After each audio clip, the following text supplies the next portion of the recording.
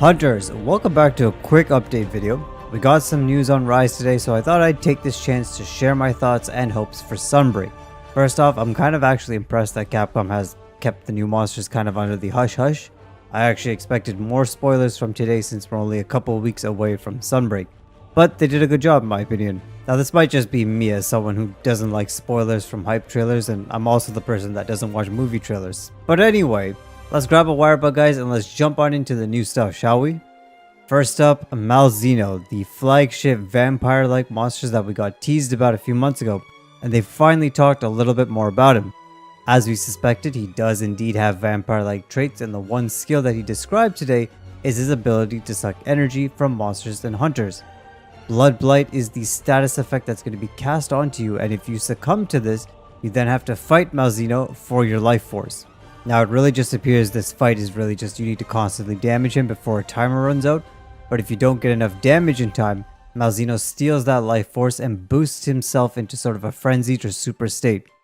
I'll definitely be describing his full skills and abilities once the DLC releases in my Evasion series, so be sure to subscribe and get those notifications. Definitely an exciting monster though. I can't wait to hunt him and see what a challenge he's going to be in Master Rank. Now, moving on, we've already been told of other new monsters including Lunageron and Garangolem. Returning monsters we already know about include Asalos, which is my personal favorite, and the monster I'm looking forward to the most to hunt in Rise, as well as Crabboy, the Shogun Centaur. Now today's reveal also added Seregios, also known as Steve. Steve is the flagship monster of Monster Hunter 4 Ultimate, and he's actually a really cool monster to hunt. I'm actually really happy to see him returning, as he was one of my favorites from the GU playthrough that I had. He's sort of like a non-explosive Basil if you've never hunted him. Instead of bombs, Steve fires out like sharp blades which can cause a bleeding status.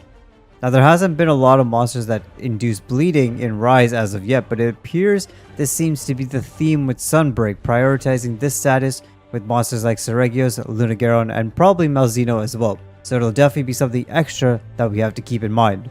Now certain variant monsters that we've already been told about is the Blood Orange Bishitin, and now they revealed two more variants, including an Ice Somnicanth and a Magma Almadron. Yes, Magma Almadron.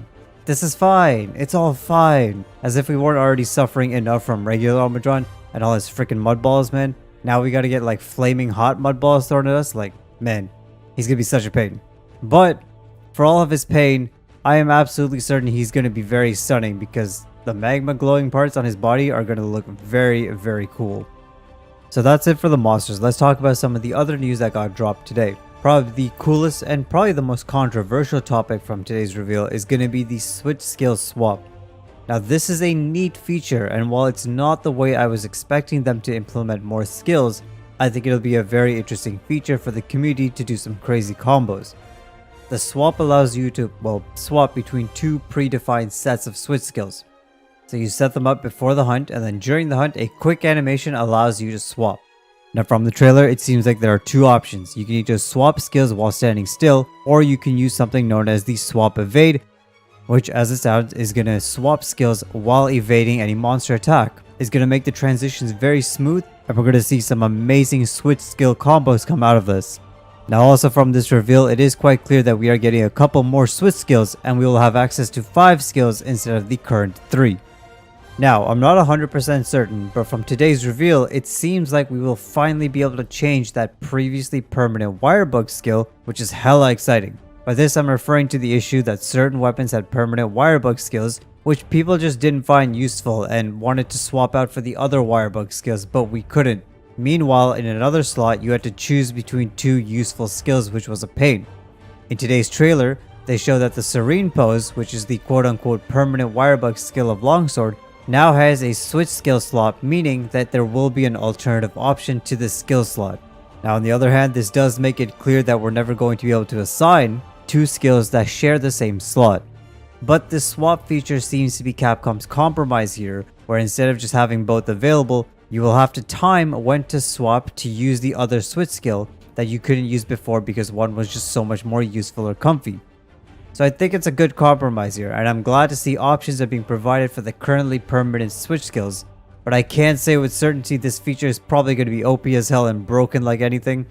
but it's also going to be super cool, and I think we're going to feel and look so badass when we can pull off some insane combos.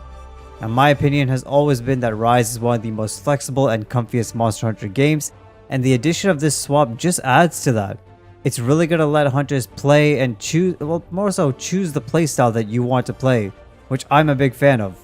Speedrunners are always going to find the most efficient or the fastest way to defeat a monster, but there's so many other cool playstyles which I think hunters like to experience, and Rise really gives us that option to vary it up and change things up and choose the style that you want to play with.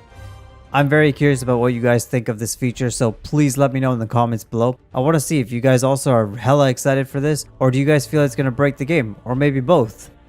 And that's about it for the big news, guys, for this. The last thing that they mentioned is a pretty neat single player option where you can now hunt with your favorite NPCs. Now, I thought this was a little fun tease for us. Many of us love our NPCs, and I'm sure everyone at some point has said that they wish they could hunt with them.